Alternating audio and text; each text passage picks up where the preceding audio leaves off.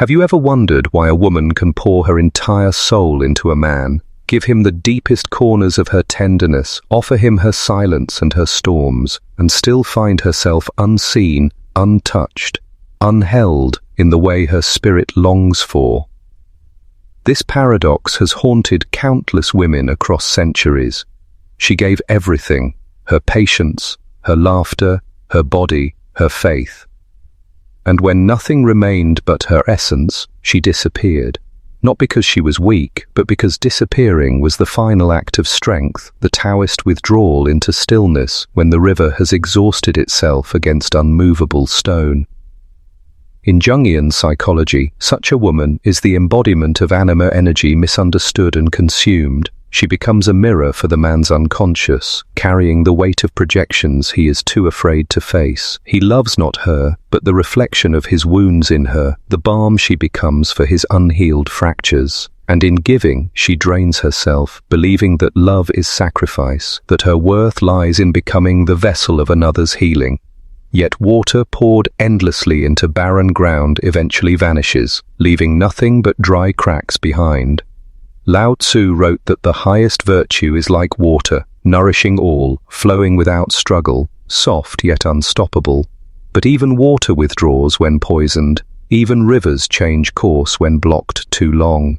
A woman who has given everything becomes the embodiment of this teaching. She flows until she recognizes the futility of nourishing soil that refuses to grow. Her disappearance is not abandonment, it is nature reclaiming balance, the Tao moving her toward life rather than depletion. When a man meets such a woman, he often confuses her love for permanence. He assumes her giving is endless, a fountain without end. He forgets that even oceans retreat with the tide. You may have felt this too, that you can give endlessly and still remain invisible, because your light falls upon closed eyes, and when you finally vanish, it is not cruelty, but consequence, the inevitable balancing of forces. Her departure is not an ending, but a metamorphosis. Jung would say this is individuation, the moment she withdraws her essence from projection and reclaims it for herself. She realizes that to carry another man's shadow is not love, but bondage. She disappears not into nothingness, but into herself, into wholeness, into silence that heals, into a solitude that does not ache but liberates. Look at her closely in this moment of vanishing. She does not beg, she does not fight. Her silence is not emptiness, it is power. Like a mountain unmoved by storms, she teaches that detachment is not indifference, but mastery. You too can feel this within yourself, that quiet moment when you no longer explain, no longer argue, no longer prove. You simply step back, and in that retreat, your presence grows larger than ever before. The man left behind burns in confusion. He wonders why her absence feels heavier than her presence ever did. He remembers her giving and realizes it was never guaranteed. He feels the fire of loss because only now does he see the magnitude of what he consumed without reverence. This is the eternal paradox, that her disappearance makes her unforgettable. Her vanishing becomes his eternal teacher, the flame that will burn his memory forever. Yet her path is different. She enters the realm of still waters, where Lao Tzu's wisdom whispers, "Those who know do not speak, those who speak do not know." She no longer announces her love, nor her pain. She walks into the quiet forest of her own being, unchained from external validation. Jung would call this a descent into the self, a sacred withdrawal from the battlefield of projections into the sanctuary of individuation. The woman who gave everything does not vanish into nothing. She vanishes into eternity, for her essence, once wasted on barren ground, is now returned to her soil, her roots, her river, and when she rises again, she will not give in the same way. Her giving will be chosen, not drained. Her love will be a flame shared, not stolen. Her presence will be rare, deliberate, sovereign. You must understand this truth. To disappear is not defeat, it is ascension. When you withhold what was once freely given, you reclaim your throne. You remind the world that your presence is not owed, that you are not a vessel for another's healing, but a universe complete in yourself. When she disappears, the world mistakes it for fragility, but fragility is loud, it breaks with noise. Her silence instead is the silence of mountains, of oceans at midnight, of temples long abandoned, but still echoing with sacred presence. This is not weakness, this is Tao, the art of stepping back so completely that power gathers in the void you leave behind. The man who once fed on her giving will feel her absence as famine. He will search for her warmth in other arms, but it will not be the same. Because what she gave was not mere affection, it was life force, the archetypal anima that Jung describes as the bridge to the unconscious, the feminine mystery that connects a man to the depth of his own soul. And when he loses that bridge, he loses himself. Women like her embody a paradox. They are both water and flame. Their love flows endlessly, and yet their fire burns through illusion. At first, the man delights in the water, the ease, the soft yielding, but he forgets the fire hidden beneath. He mistakes kindness for endless tolerance. He mistakes compassion for compliance. But no river tolerates being dammed forever. No fire hides without eventually consuming what confines it. Lao Tzu said, "When nothing is done, nothing is left undone." This is her mastery. She does not need to retaliate. She does not need to wound him as he wounded her. She simply ceases to give. And in that ceasing, the world of the man collapses. His ego, which once fed on her devotion, now faces starvation. His pride, which once believed he owned her flame, now burns in the ashes of absence. Have you ever noticed how silence echoes louder than words? When she no longer calls, when she no longer explains, when her energy no longer fills his space, the void becomes unbearable. He feels haunted not by her presence, but by the ghost of her. And this is where the archetype transforms. She moves from being the giver to being the eternal reminder, the one who cannot be forgotten because she disappeared without noise, without spectacle, without begging. Yet her journey is not defined by him. Her disappearance is not about his punishment, but her return to the self. Jung's psychology tells us that individuation demands a breaking of illusions, a withdrawal of projections. She stops being his mirror and reclaims her reflection. The woman who gave everything and then vanished begins to see herself not as a healer of others, but as a sovereign force, a temple of her own. You may feel this within yourself too. How often have you given until your soul was thin, until you doubted your own worth because another could not see it? How often have you believed that to love meant to bleed, that to be chosen, you had to empty yourself? This belief is not love, it is bondage disguised as devotion. Love cannot demand self-erasure. Real love grows only where the self is intact, whole, unbroken. So when she steps away, she is not losing, she is finding the rhythm of her breath again, finding the echo of her laughter that once got buried beneath his silence, finding the texture of her own soul untouched by a no. There's hunger. Like a Taoist sage retreating to the mountains, she returns to simplicity, to her own essence. She no longer chases belonging because she belongs to herself. And in that belonging, a transformation occurs. She becomes magnetic in her absence. The man, once blind to her light, now sees it clearly, but from a distance he cannot bridge. He feels the eternal burn of her fire, a fire that once warmed him and now scorches him with memory. This is the curse of his unconscious, to realize too late that what he consumed was not replaceable, that what he dismissed was sacred.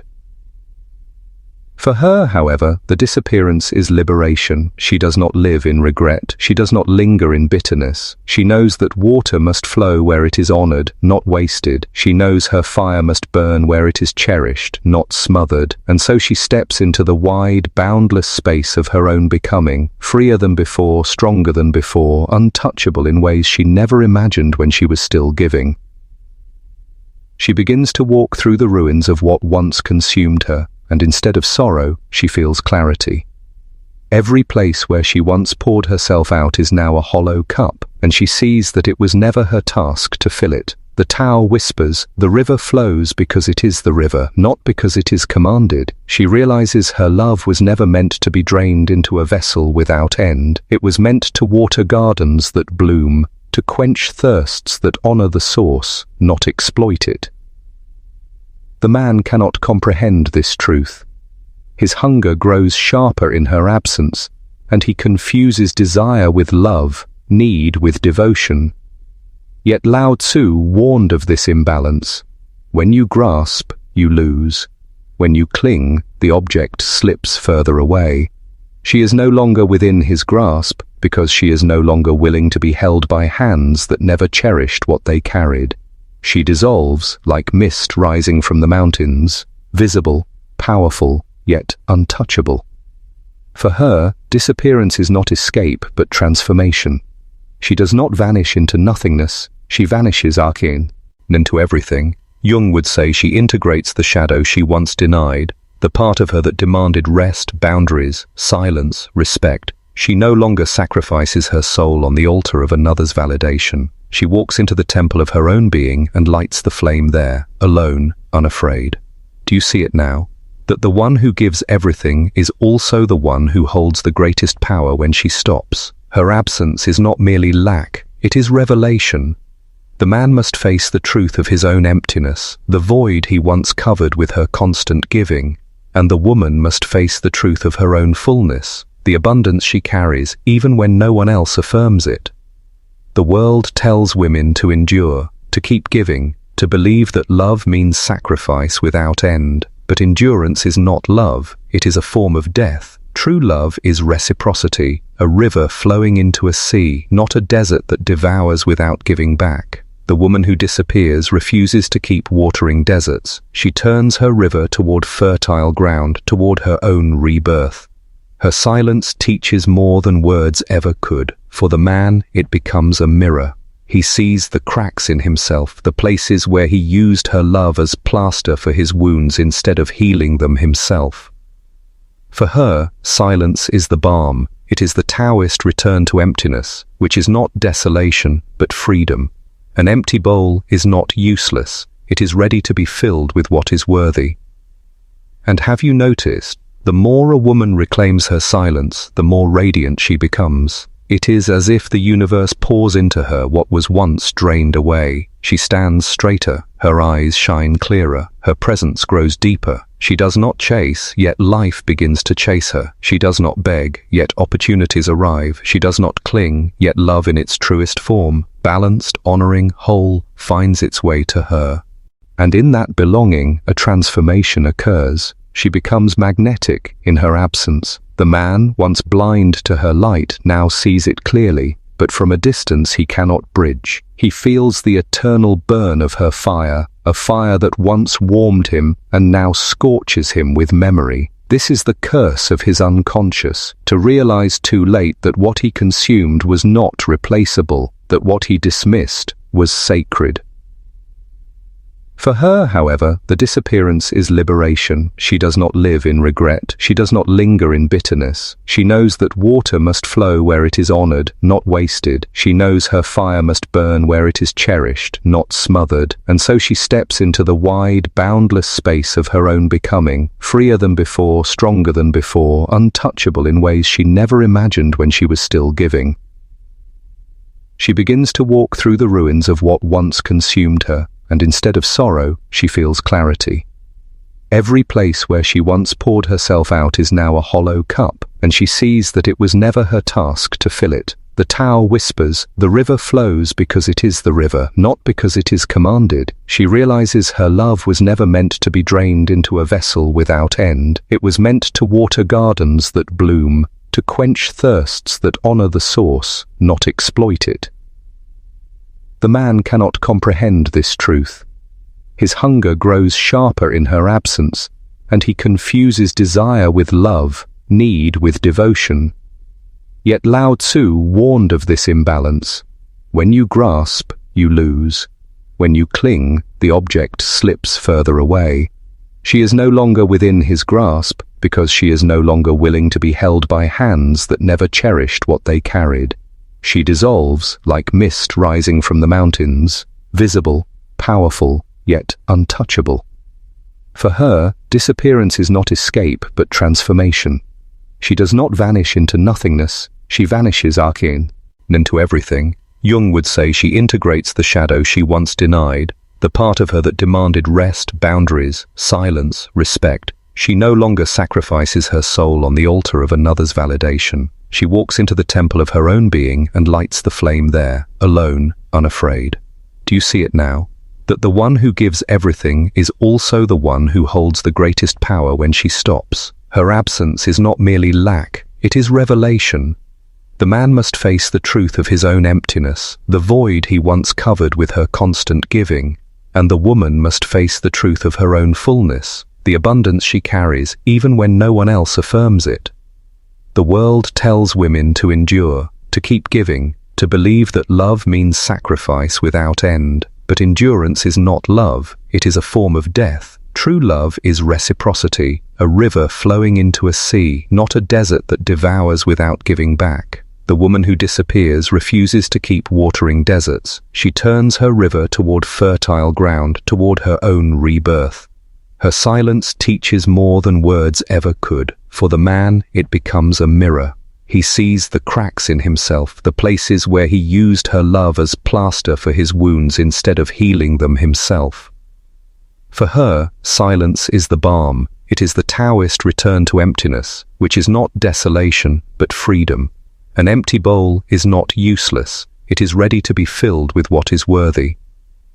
And have you noticed, the more a woman reclaims her silence, the more radiant she becomes. It is as if the universe pours into her what was once drained away. She stands straighter, her eyes shine clearer, her presence grows deeper. She does not chase, yet life begins to chase her. She does not beg, yet opportunities arrive. She does not cling, yet love in its truest form, balanced, honoring, whole, finds its way to her.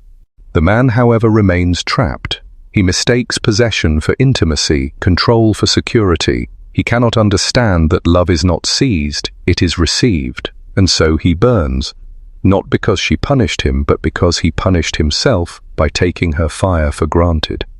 Every memory of her touch becomes both blessing and curse. Blessing because it reminds him of the life she carried, curse because he will never touch it again. But she does not linger there. She continues walking, her steps steady, her heart lighter with every mile. She understands now that love must begin with her own soul. Jung spoke of individuation as the path of integrating opposites. She is both the giver and the guardian, the river and the fire. She no longer fractures herself to be accepted. She no longer abandons herself to belong. Her belonging is already whole. And so she disappears, not as a vanishing ghost, but as a phoenix rising from the ashes of depletion. She is not less, she is more. She is not gone, she is reborn. Her giving was the lesson, her silence is the answer, and her absence is the eternal fire he will never escape. There is a moment when disappearance becomes revelation. The man who once believed her love would never falter awakens to an emptiness more profound than he can endure. He hears echoes of her laughter in the quiet corners of his mind, feels the warmth of her hands in the coldness of his own, and yet she is nowhere. What he once consumed without gratitude now returns as hunger that cannot be satisfied. This is the cost of taking without giving, of grasping without honoring. He did not lose her by accident. He burned her away with his carelessness. The woman, meanwhile, steps into a vast and unfamiliar freedom. At first, the silence feels heavy. She wonders if her absence will even be noticed, if her worth will echo beyond the space she once filled. But as the days unfold, she realizes that silence is not emptiness, it is power. In silence, she hears herself again. She hears the whisper of her soul that once drowned beneath the noise of constant giving. Lao Tzu reminds her, when nothing is done, nothing is left undone. By ceasing to force, she allows her true nature to flow back into her being. Her withdrawal is not punishment, it is alignment. She aligns with the Tao, with the truth that everything has a season and no river can endlessly give without returning to its source. The woman who disappears is not lost. She has only gone inward, reclaiming every piece of herself that she once handed over. Jung would say she has stepped out of projection, no longer casting her unhealed longings into the man, no longer expecting him to complete what was always hers to claim. She takes her shadow by the hand and whispers, "We are whole without them." And you, do you recognize this moment? That instant when you stopped speaking, stopped explaining, stopped proving, and suddenly the world began to notice your absence. Do you see how absence can be louder than presence, how retreat can pierce deeper than any confrontation? It is because silence strips illusion bare. The man cannot bargain with it, cannot manipulate it, cannot dismiss it. Silence is her final word, her strongest language. She learns too that disappearance is a kind of initiation. It strips her of the illusion that love must always cost her everything. It teaches her that the woman who disappears is the woman who finally sees. She sees that her worth was never in the eyes of another. She sees that her love was not wasted. It was simply a lesson written into the fabric of her destiny. She sees that true strength is not in clinging, but in letting go. The man, however, does not see, at least not at first. He wanders through his days, haunted by the very thing he once ignored, her essence. Her absence reveals his dependence more clearly than her presence ever did. He begins to realize that he never truly knew her, because to know her would have been to cherish her. What he knew was only the convenience of her giving, the warmth of her flame, the river that never refused him. Now, with nothing left, he confronts himself, the hollowness, the shadows he projected onto her, the inner desert he expected her to water. She, meanwhile, grows brighter in the unseen places. She becomes a garden for herself, a river to her own thirst, a flame that lights her own night. She does not return to prove her value. She does not circle back to ease his suffering. She understands now that compassion does not mean self-betrayal. To stay gone is not cruelty, it is truth. Her truth, and truth, as Lao Tzu taught, is effortless. It does not argue, it simply is. And so she disappears in body, but expands in spirit. She becomes untouchable, like wind moving through trees, like stars that shine from unreachable heights. Those who once consumed her will spend eternity remembering, longing, regretting, but she will not look back. She is not chasing, not waiting, not clinging. She is flowing forward into a future where love is not extraction, but reciprocity, where she does not disappear into another. She expands into herself. The woman who gave everything and then disappeared is not broken. She is whole. She is not silent because she has nothing left to say. She is silent because she no longer needs to explain. She does not need to be found because she was never truly lost. She has only returned to herself. There is an alchemy in her vanishing, one that few men ever understand until it is far too late. At first, he mistakes her disappearance for a temporary rebellion, a fleeting storm that will soon settle. He tells himself she will come back, that her nature was always to give, always to forgive, always to return. But the river that once carved itself into his hands has flowed elsewhere, and rivers do not return to dry beds that wasted their waters. He begins to sense the truth. Her absence is not a pause, it is a verdict. For the woman, what seems like absence is in fact presence, presence with herself. She sits in her solitude and tastes its strange sweetness. At first it feels unfamiliar, even frightening, for she was conditioned to believe that her value was in what she poured out, not what she kept. But slowly, silence becomes sanctuary. She finds strength in stillness, dignity in detachment, clarity in the places where noise once reigned. Jung's words echo through her bones. Until you make the unconscious conscious, it will direct your life and you will call it fate. Her disappearance is her way of making the unconscious conscious. She sees the patterns, the wounds, the ancestral echoes that kept her chained to men who consumed more than they gave. And in that seeing, she is free. The man, meanwhile, begins to spiral into the emptiness left behind. He remembers the effortless kindness, the unseen labors, the warmth that once wrapped him. But memory is not nourishment. What he recalls is not a woman, but his own reflection in her devotion. Her disappearance forces him to confront what he never built within himself. He cannot find her, because what he seeks is not her. It is the comfort of her sacrifice, and this he will never have again. You may know this place too. the place where you stopped being available, where you stopped bending, where you let your silence speak louder than your words.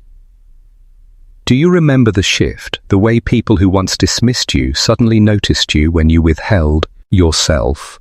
That is the paradox. When you disappear from their world, they finally see the space you occupied, but by then, it is too late. Her journey inward transforms her. In her absence from him, she grows present to herself. She learns that her love is not weakness, it is power, but only when directed with discernment. She learns that loyalty must never be given at the cost of dignity. She learns that a woman who disappears from those who consume her is in fact reappearing to herself. This is her individuation, her sacred unfolding, her stepping into the wholeness that was always waiting. For the man, her disappearance becomes myth. She lingers in his memory not as she truly was, but as the goddess he failed to honor. He will tell stories of her to others, speaking of her fire, her grace, her mystery, but these are confessions more than praises. He confesses his blindness by the reverence he now shows in her absence. He confesses his folly by the ache in his voice when he speaks of her. She has become the phantom that shapes his nights, the ghost of everything he consumed but never cherished. And still she does not return. For her disappearance is not a game, not a tactic, not a manipulation. It is a final act of self-respect. It is her acknowledgement that love cannot survive in the desert of neglect. It is her refusal to keep pouring herself into a vessel with no bottom. She does not look back, because to look back is to forget the cost of staying.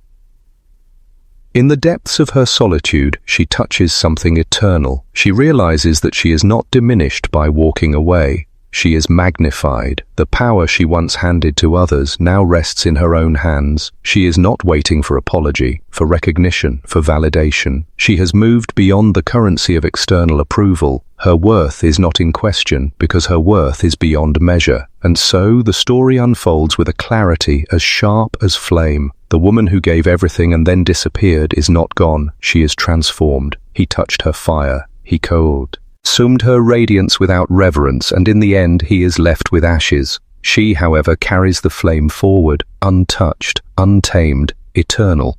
Her silence becomes scripture, a language written without words, yet carved into the bones of every man who ever thought she would always remain. There is a rhythm to her absence, like the slow turning of seasons, inevitable, undeniable, irreversible. She no longer needs to explain why she left, for explanation is a currency traded with those still entitled to answers. When a woman disappears from those who drained her, she is not abandoning them, she is liberating herself. This is the wisdom of Lao Tzu whispering through her veins. When I let go of what I am, I become what I might be. She let go of being the constant healer, the endless giver, the woman who could be relied upon to bear the weight of another's emptiness. In letting go of those masks, she steps into her truest form. She is not defined by what she offers to others, but by what she honors within herself. Her disappearance is not an ending, but an unveiling. The man feels her absence as a punishment, but in truth it is a mirror. He sees his own hollow reflection in the space she once filled. Where her laughter once rang, there is now silence that exposes his loneliness. Where her care once smoothed his wounds, there is now rawness he cannot ignore. He begins to understand that she did not abandon him. She simply stopped betraying herself, and that realization is unbearable. There is a sacred paradox here. When she gave everything, he felt powerful, but was weak. When she disappeared, he felt abandoned, but was finally confronted with his own powerlessness. The scales have shifted. She is no longer the servant of his ego, but the guardian of her own soul. You may feel this truth stir within you. The moment you withdraw your energy from those who take without jihad, you awaken to how much you carried, how much you sustained. Your absence is not a void, it is a revelation. Her disappearance ripples beyond the personal. It speaks to every woman who has ever mistaken sacrifice for love. It whispers to every daughter who watched her mother bleed herself dry in devotion. It sings to every heart that was trained to endure neglect as if it were loyalty. Her choice to vanish is more than personal survival. It is ancestral healing. She breaks the cycle of women who vanish while staying. She chooses to vanish by leaving. Jung would call this the confrontation with the shadow, the recognition that what she tolerated was not love but fear. Fear of being alone, fear of rejection, fear of worthlessness. In facing that shadow, she claims her power. The shadow no longer drives her choices in silence. She sees it, names it, and steps beyond it. Her disappearance, then, is not a running away. It is a conscious rebirth. The man, trapped in the ruins of what he lost, feels time distort. Days stretch into endless nights where her absence presses on him heavier than her presence ever did. He realizes the irony. He never carried her when she was there, yet now he cannot put down the weight of her memory. This is the burn of eternity, the flame he touched without reverence. The wound she leaves is not one she inflicted, but one he created by his own blindness. And yet, notice this. She does not define herself by his regret. She does not linger in the satisfaction of his sorrow.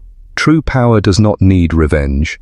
True freedom does not need witness. Her detachment is not coldness, it is clarity. She understands that healing does not come from watching him suffer, but from refusing to suffer herself any longer. This is her Tao, her way, her path of water flowing where it is honored, not where it is wasted. So she walks softly into her new life, unburdened, radiant in her quiet knowing. She knows now that to give everything is not love if it costs you yourself. She knows now that disappearance is sometimes the deepest form of presence. Presence with her soul, her dignity, her truth. The world may wonder where she went, but she knows she has not gone anywhere. She has finally arrived within herself. There comes a moment when the vanishing woman is no longer haunted by what she left behind.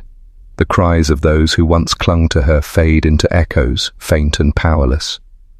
She no longer bends backward to answer them. Her silence is not an absence but a sanctuary. It is in this sanctuary that she learns what it means to be whole without attachment, to breathe without permission, to live without needing to be seen. The paradox is sharp.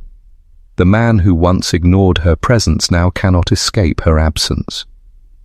It surrounds him like a phantom, lingering in every corner of his mind. He remembers her laughter not as a gift, but as a reminder of what he can no longer reach. He recalls her touch not as warmth, but as a fire that slipped through his hands. He realizes that she had always been the center of gravity, the force that kept his disordered world from collapsing. Without her, he is unmoored. Yet she is not gone in despair. She has disappeared into peace. Lao Tzu would remind us that water is powerful precisely because it does not resist. It flows where it must. She has become like water, flowing into spaces that nourish her, refusing to remain where her essence is drained. This is not rebellion, but alignment with nature itself. She chooses harmony over chaos, self-truth over performance. Consider this. How often have you mistaken sacrifice for proof of love? How often have you given beyond your breaking point, believing that endurance was devotion? Her story pierces through this illusion. To disappear from such patterns is not betrayal, it is sacred defiance. It is saying, I will not destroy myself to keep you whole. Jung saw individuation as the path of becoming one's truest self, no longer swallowed by the projections of others. Her disappearance marks the threshold of individuation. She refuses to be the mirror reflecting a man's ego. She refuses to be the stage upon which his insecurities play out. Instead, she becomes her own archetype, the sovereign woman who chooses solitude over false connection, truth over illusion, essence over exhaustion.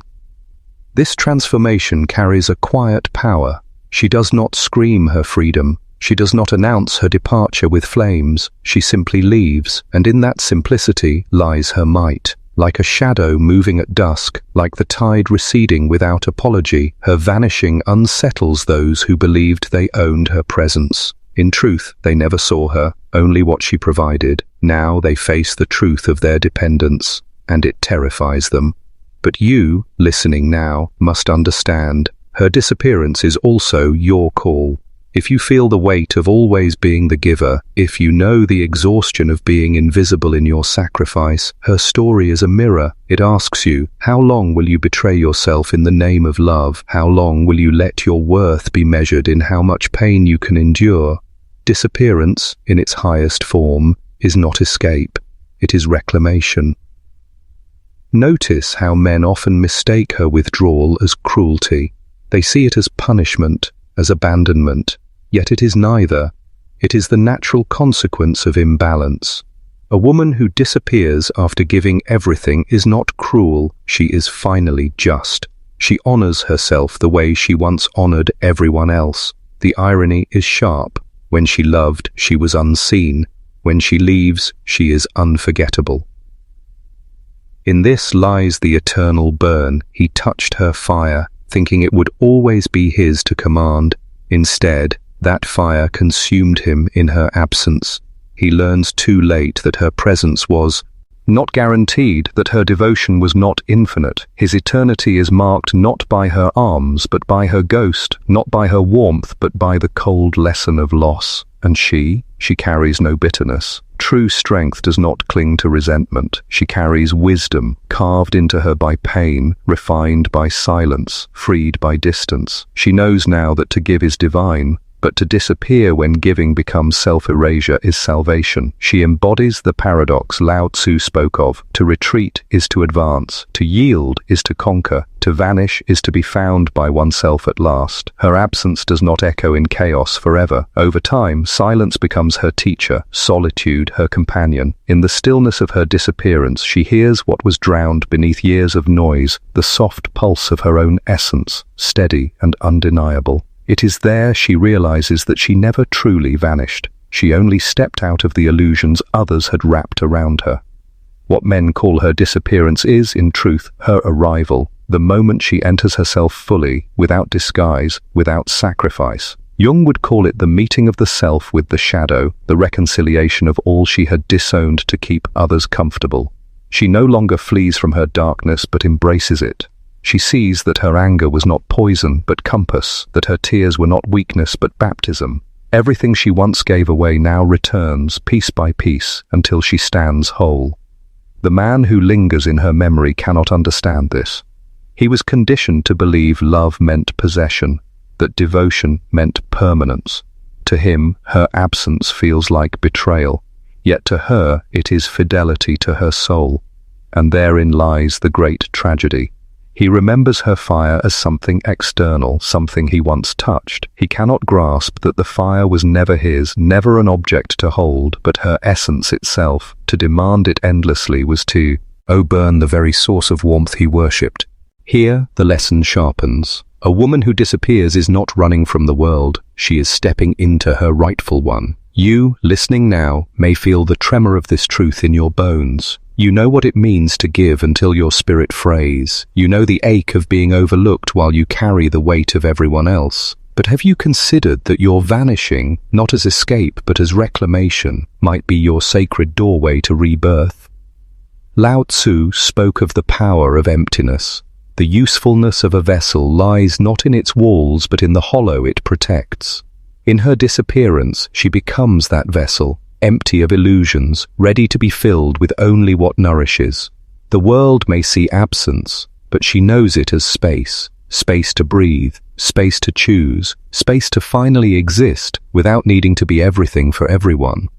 Men feel this shift as punishment, but it is not. It is nature correcting itself. Just as rivers change course when obstructed, so too does the feminine soul redirect when drained. To demand her return without transformation is to demand the river flow backward. It will not, it cannot. Life itself moves forward. Do you see the paradox? The more he clutches her memory, the more it slips from him. The tighter he grips her ghost, the colder it feels. For desire cannot bind what has become sovereign. His burn is eternal because her absence cannot be undone. It is branded into his psyche as the moment he lost what he assumed was permanent. But for her, eternity is different.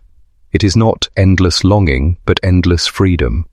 She now knows that the love she once gave so freely must first return inward. To disappear was not to end love, but but to redirect it towards the only source that never abandons, herself. This is where her power crystallizes. She no longer waits for recognition. She no longer bends for approval. She no longer mistakes sacrifice for proof. She has learned the rarest lesson. Her worth is not amplified by how much she gives, but revealed in how fiercely she protects what remains. Look closer. Can you feel the shift? The woman who once begged for crumbs of attention now feasts on her own abundance. The woman who once trembled at the thought of being alone now wears solitude like a crown. The woman who once burned for others now burns for herself, and her flame no longer consumes, it illuminates. And so, the disappearance completes its circle. It is not the end of her story, but the beginning of her sovereignty. The fire she once gave away recklessly now fuels her rebirth. The man who touched it remains haunted, scorched by the eternal memory of what he lost.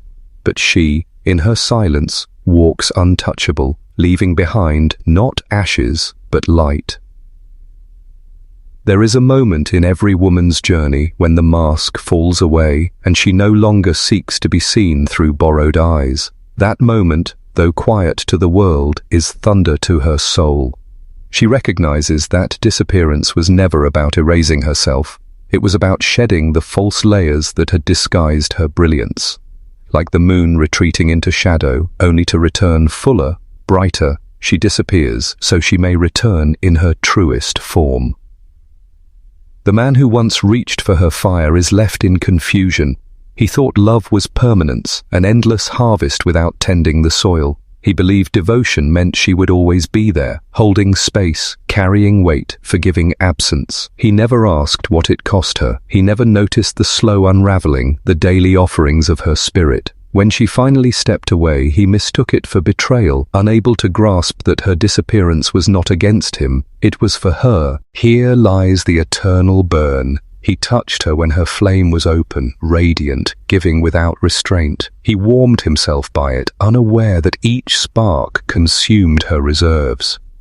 Now that flame is gone from his reach, and his memory burns with the knowledge that it was real, yet unrepeatable. That is the nature of fire. It cannot be demanded, only honored. Once taken for granted, it withdraws into silence, leaving only the ache of what was once alive. For her, the story is different. In her solitude, she discovers a strange paradox. The more she withdraws from giving everything away, the more abundant she becomes. She no longer scatters her essence to be validated. She gathers it, holds it close, and from that fullness radiates a different kind of light. This light is not for consumption, but for clarity. It exposes false bonds, unveils shallow desire, and reveals the difference between being wanted and being valued. You feel this truth, don't you? Perhaps you have known the exhaustion of giving, the sting of being unseen. Perhaps you have vanished quietly, even if only in your heart, retreating to a place where you could finally breathe. That disappearance was not weakness, it was the soul reclaiming its sovereignty, demanding you remember who you are without the weight of others. Jung spoke of individuation, the integration of all fragments into a whole. Disappearance is not emptiness, it is the alchemy of fragmentation into unity. She becomes the woman who embraces her shadow, who stops apologizing for her fire, who no longer allows her worth to be measured by how much she bends. She embodies what Marcus Aurelius once wrote: "Waste no more time arguing about what a good man should be one." For her, it becomes, "Waste no more time proving what a worthy woman should be her." Men who encounter her after this transformation sense the difference immediately. They can not manipulate her with silence because she has befriended silence. They cannot trap her with absence because she has walked through the wilderness of solitude and returned sovereign. They cannot control her through fear of loss because she has already vanished once and discovered the unbreakable truth. She did not die. She lived. The eternal burn for him is a reminder. He will remember the fire not because it destroyed him, but because it revealed his own inability to tend to it. That is his shadow, his eternal work. But for her, the fire becomes renewal. Every step away from those who drained her is a step deeper into her own wholeness. Every silent dawn she spends alone is not emptiness, but expansion. Look again. Can you see her? She is no longer begging to be seen, yet her presence commands attention. She does not chase, yet her absence lingers longer than her presence ever did. She does not burn for others, yet she glows with a light that makes others restless in its brilliance. The irony is sharp. When she gave everything, she was invisible. When she disappears, she becomes unforgettable. Her disappearance was never an ending, it was initiation. The passage through loss into liberation, through silence into song, through emptiness into fullness. She gave everything, yes, but in disappearing, she learned the greatest truth. The woman who knows her worth doesn't give herself away to be chosen. She disappears so that she may choose herself. There is a haunting beauty in the way she re-emerges after her disappearance. Not loud, not desperate, not seeking applause. Instead, she returns with the quiet gravity of someone who has walked through fire and learned that survival is not the goal. Sovereignty is. The woman who once poured herself out now stands as a vessel overflowing not for others, but for herself. She no longer bleeds to prove her love, no longer empties her as her soul to feed another's hunger. She has found a new rhythm, a sacred economy of energy where every offering is chosen, not coerced. For the man, the memory lingers like smoke from a fire long extinguished. He sees her across the distance, perhaps in reality, perhaps only in memory, and realizes what he lost was never her body, but her essence. He touched her fire, and though it warmed him, he never learned to honor it. Now he carries the eternal burn, not because she punished him, but because his own unconscious punished him. Jung called it the shadow, the unacknowledged parts of the psyche that demand integration. For him, that shadow is the recognition of what he once dismissed, now magnified by absence. And yet, for her, there is no bitterness. Her disappearance was not revenge, it was rebirth. She sees now that her role was never to rescue, never to heal, never to fix. The lesson was not about how much she could endure, but about how much she could release. To step into her wholeness meant stepping away from the illusion that love equals sacrifice. She discovers that real love does not require the death of the self, but the expansion of it. Do you feel it? The shift from giving everything to giving selectively, from needing to be chosen to choosing yourself. This is the art of individuation, the path where the fragmented self is gathered into a radiant whole. It is not selfishness, but the deepest form of self-respect. Lao Tzu once wrote, "When you realize there is nothing lacking, the whole world belongs to you." This is her truth now. She no longer fears loss, because she no longer lives in scarcity. She no longer begs to be seen, because she sees herself with unflinching clarity. Her silence becomes a fortress. Her boundaries become sacred ground. Her disappearance becomes a myth whispered in the hearts of men who cannot understand why their control no longer works. They speak of her as if she were a storm that passed too quickly, not realizing that she was the calm after the storm all along. She has learned to be both flame and stillness, both presence and absence, both the giver and the one who withholds. And you, listening now, you know this truth has lived inside you too. Perhaps you have felt the exhaustion of proving, the ache of being unseen, the hollowness that comes from giving without being valued. Perhaps you too have vanished, even if only in spirit, withdrawing into yourself to reclaim your dignity. That act, often misunderstood, is sacred. It is the soul's demand that you stop playing small, stop leaking your essence into hands that cannot hold it. The men who once underestimated her now sense her transformation as a kind of mystery. They call it detachment, coldness, aloofness. But it is not detachment, it is mastery. She is no longer enslaved by the need to be wanted. She is no longer deceived by the illusion of pursuit. She no longer believes love means endurance at the cost of her soul. She has become the embodiment of Seneca's wisdom. He who is brave is free. Her bravery lies not in clinging, but in walking away. And this walking away is not a disappearance into nothingness, but into everything. She steps into her calling, her craft, her dreams, her body, her essence. She laughs without permission, she loves without fear, she creates without apology. In disappearing from what drained her, she reappeared in the fullness of life. She gave everything, then disappeared, and in that disappearance she found that she had never truly lost, she had only begun. Her fire now is not to be touched recklessly. It is a sacred flame tended with reverence, offered only to those who can honor its light, and if none appear, it burns just as brightly for herself. For she has become the eternal flame, the woman whose presence is unforgettable, whose absence is undeniable, whose worth is unshakable. The woman who knows her worth doesn't chase, she chooses.